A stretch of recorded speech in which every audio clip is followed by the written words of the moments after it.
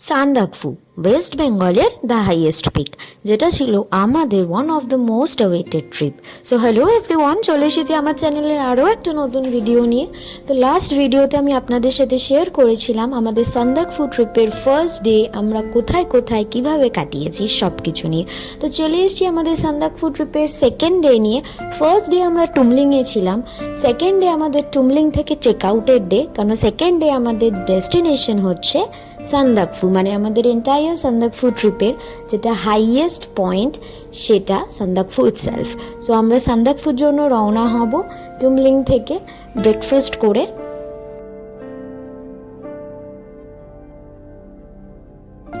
আমাদের ব্যালকনি থেকে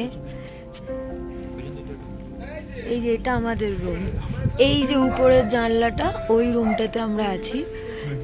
তো এটা হচ্ছে সব। Okay, so this is our breakfast. আলুর পরোটা, ছোলে ভাটোরা, ডিম সেদ্ধ আর এটা chana masala.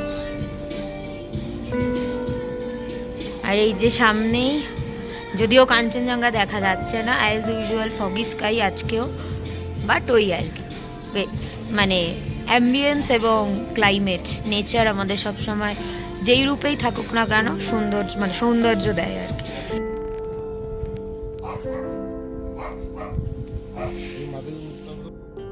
So we are all set, আমরা রেডি হয়ে গেছি, আমাদের লাগেজও নিচে নেমে গেছে।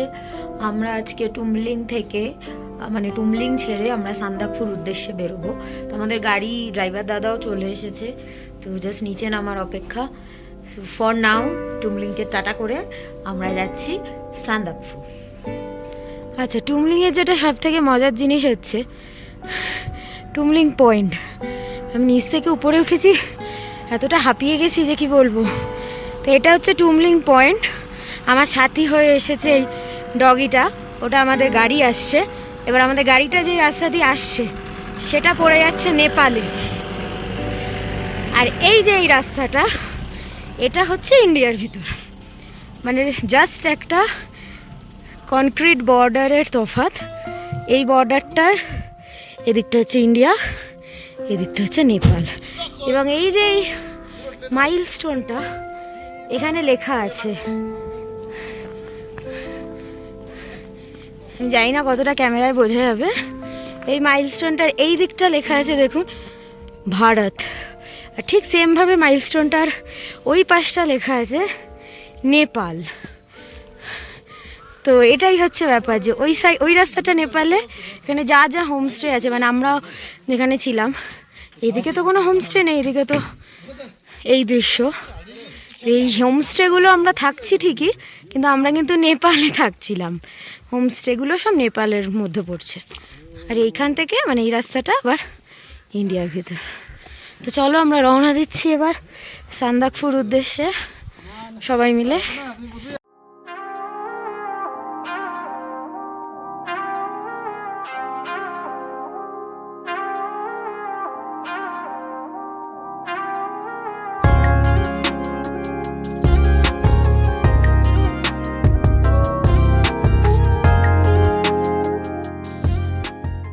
আমার ক্যামেরার নাড়াচাড়া দেখে নিশ্চয়ই আপনারা বুঝতে পারছেন যে কতটা দুর্গম পথের উপর দিয়ে সান্দাকফু আমাদেরকে যেতে হচ্ছে, এবং এটাই পথ, সান্দাকফু যাওয়ার এটাই আসল adventure.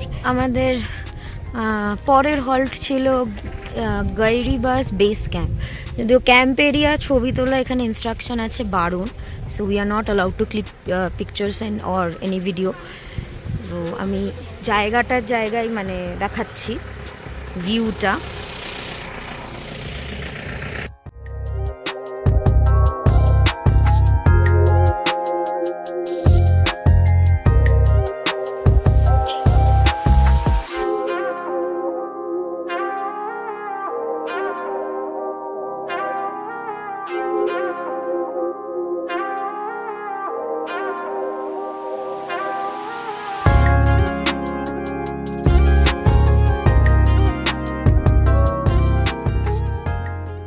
Our third and last halt before reaching Sandakphu.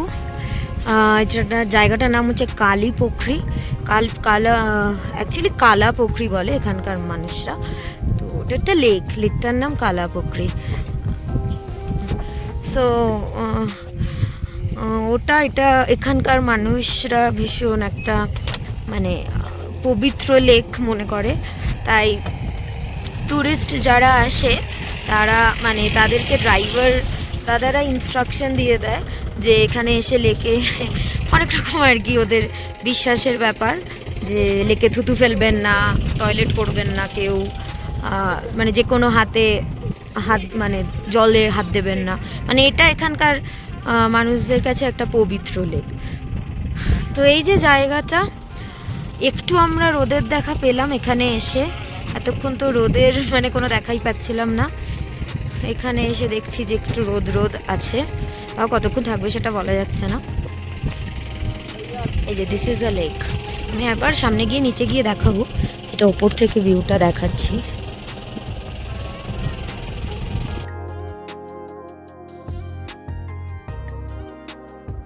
লেকের পাশেই আমরা খাবার দোকান একটা পেয়েছিলাম, মোটামুটি ভালোই খাবার, যেহেতু we were very hungry and আমাদের এখনও পথ কিছুটা বাকি আছে সান্দাকফু পৌঁছাতে, তাই আমরা কিছু খেয়ে নিয়ে আবার আমাদের জার্নি কন্টিনিউ করেছিলাম।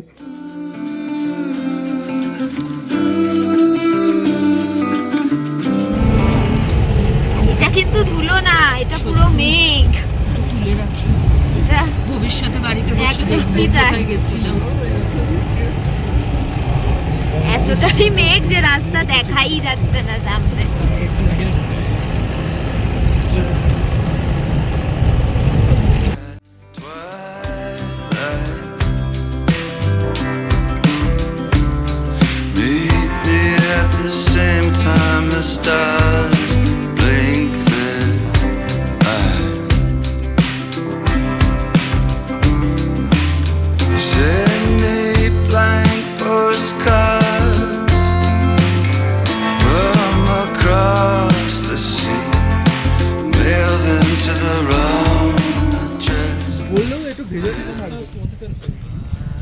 এই যে সান্দাকফু আমরা পৌঁছে গেছি। এখানে 2 দিন আগেও নাকি বরফে ঢাকা ছিল এখানকার লোকেরা বলছে। আমরা তো ভীষণ, এটা আমাদের হোটেল সানরাইজ হোটেল, এটা হোটেলের পিছন দিকটা, সামনে থেকে দেখাবো। তো 2 দিন আগেও নাকি এখানে খুব বরফ পড়েছে, পুরো চতুর্দিক বরফে ঢাকা ছিল। তো আজকে একটু তুলনামূলক ক্লিয়ার আছে স্কাই। তো আর তাছাড়া গতকাল থেকে নাকি বরফ আর এখানে নেই, কালকে তো মানে গতকাল থেকে এখানে একটু পরিষ্কার হয়ে যাচ্ছে। আর আমরা তো গতকালে টুমলিংয়ে যা ওয়েদার পেয়েছি সেটা আমরা এখানে এসে ফিল করতে পারছি যে এখানে একটু পরিষ্কার। এবার জানি না, এখানে অ্যাকচুয়ালি এসে থেকে যা দেখছি যে সেকেন্ডের মধ্যে ওয়েদার চেঞ্জ হয়ে যাচ্ছে। তো মানে এই রোদ, এই পুরো ভর্তি মেঘ হয়ে এমন হয়ে গেল যে কিছু দেখা যাচ্ছে না, তো এরকম হচ্ছে। তো তাই কোনো কিছুই বলা যাচ্ছে না কি হবে না হবে, বাট আপাতত পরিষ্কার।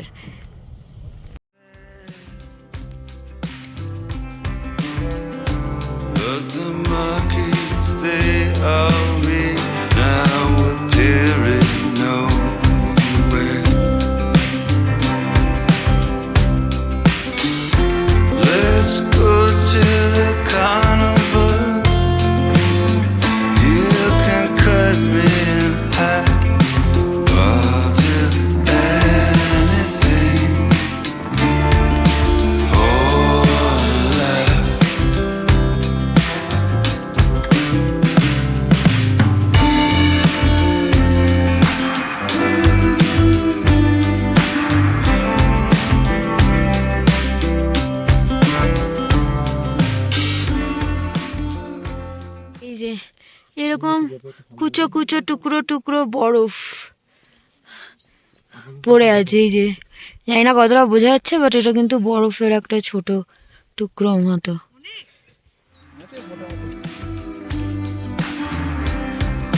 ওইখানে একটা আছে।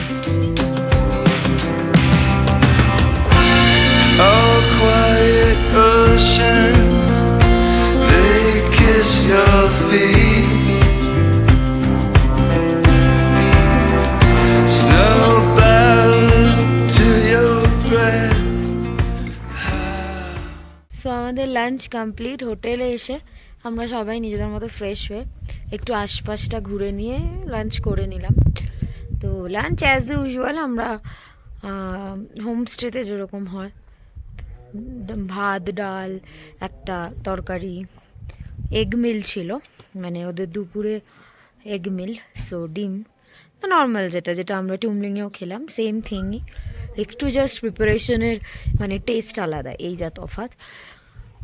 আর এখানে বেসিক্যালি কিছু করার নেই মানে জায়গা সেরকম দেখার নেই, এনভায়রনমেন্ট এনজয় করা। সান্দাকফু এই হাইট অল্টিটিউডে আসাটা একটা আলাদা অ্যাডভেঞ্চার। আসার রাস্তাটা আপনারা দেখলেন কি মারাত্মক, রাস্তার উপর দিয়ে সান্দাকফু পৌঁছাতে হবে, তো ওটাই আসল মানে জার্নিটাই আসল ব্যাপার। খুব একটা এখানে সাইট সিন করার মতো কিছু নেই। আর দিনের বেলায় যাও একটু মানে আপনারা ঘুরতে পারবেন, দেখতে পারবেন। সন্ধে থেকে পুরো রুমের ভিতরে মানে নিজেদের মতো এনজয় করতে হবে, মিউজিক গান মানে উনো ফুনো খেলে, সেটা যেভাবে হোক, যেভাবে যে যেটা করে সেইভাবে। মোট কথা সন্ধে থেকে রুমের ভিতরে থাকা ছাড়া আর কোনো এখানে করণীয় কিছু নেই। কিন্তু কিছু কিছু কথা বলার আছে এখানে, যে সান্দাকফু আসতে গেলে অক্সিজেনের প্রবলেম হতে পারে, অনেকের হয়, একটু বয়স বেশি যাদের বা ব্রিদিং প্রবলেম আছে এরকম কারুর হয়, এবং সবার জন্যই এখান থেকেও বলে দেয় হোটেল থেকে কি কি নিয়ে আসতে হবে, প্রিকশনস কি কি মানে মাথায় রাখতে হবে। তো কর্পূর বা অক্সিজেন সিলিন্ডার মানে মাস্ক, কর্পূর, আর খুব বেশি করে মানে চিৎকার করে এখানে কথা বলা যাবে না, এই যেই কথা মানে যেগুলো বললাম, আর ওষুধপত্র যেগুলো ব্রিদিং প্রবলেমের জন্য যেই নেসেসারি মেডিসিনস, অন্যান্য মেডিসিনস, সেগুলো তো আমরা মোটামুটি সব ট্রিপেই আমরা ওষুধপত্র ক্যারি করি। তো এখানে শ্বাসকষ্টের জন্য যেটা ক্যারি করার, পিছনে বাইক, এখানে অনেক বাইক রাইডার্সরাও আসে, আমরা দেখলাম এসে প্রচুর মানুষ বাইকে করেও এসেছে। বাট আমার পার্সোনালি মনে হলো যে যেরকম রাস্তার হালাত দেখলাম, bike is not at all a safe option.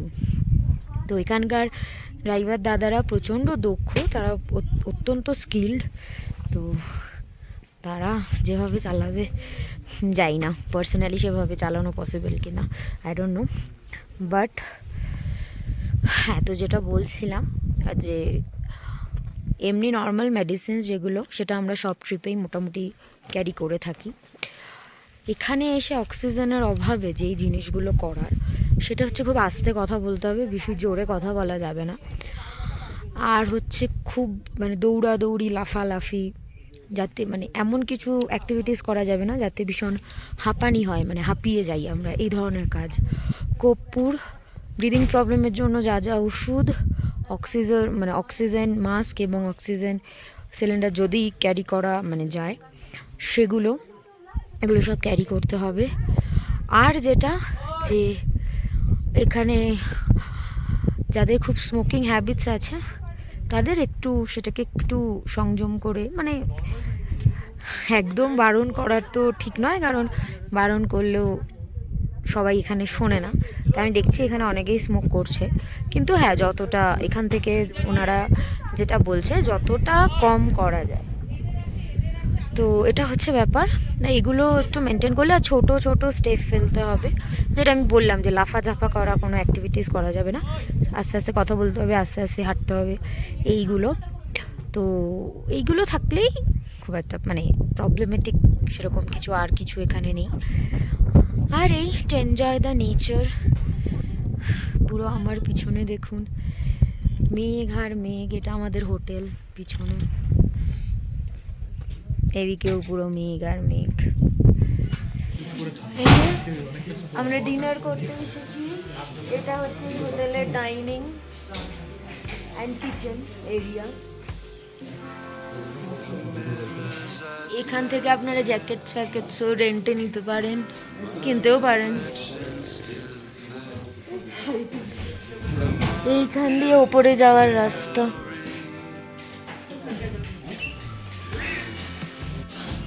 যে our dinner, fried rice, chilli chicken, কেউ পরোটা নিয়েছে, আমি যেরকম নুডলস নিয়েছি, এখানে এমনি rice meal with pork curry, এখানেও রাইস চিলি চিকেন। আমি জাস্ট টেস্ট করার জন্য একটু পর্ক নিয়েছি। This is our dinner for today. এখন বাজে মোটামুটি 9টা, পৌনে 9টা মতো সান্দাকফুয়ের টাইমে। তো আমরা একটু আফটার ডিনার একটু হাঁটতে বেরিয়েছি। মানে এত হাওয়া দিচ্ছে আমার ফোন আমি ধরে রাখতে পারছি না। আশা করি আপনারা আওয়াজ পাচ্ছেন হাওয়ার, কি মারাত্মক হাওয়া এখানে দিচ্ছে। এই হচ্ছে বাইরের পরিস্থিতি, আমি দেখাচ্ছি। জানি না, হাওয়াটা তো ডেফিনেটলি ক্যামেরা বন্দি করা যাবে না, সেটা অনুভব করতে হচ্ছে। এই হচ্ছে পরিস্থিতি। মানে আমি একটুখানি লাইটের দিকে ধরছি যাতে মেঘগুলো কিভাবে হাওয়ায় পালাচ্ছে সেটা আপনারা বুঝতে পারেন। শন শন করে হাওয়া বইছে, জাস্ট দেখুন মেঘগুলো কিভাবে যাচ্ছে, দেখুন এত স্পিডে হাওয়া বইছে। মানে মাঝে মাঝে রীতিমতো হাওয়ার মানে ঝড় উঠে যাচ্ছে।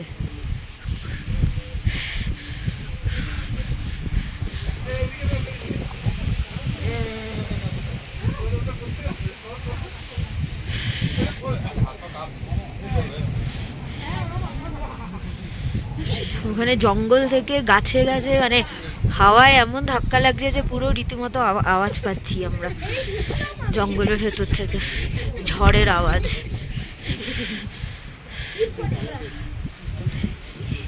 এই যে মেঘ যাচ্ছে দেখুন।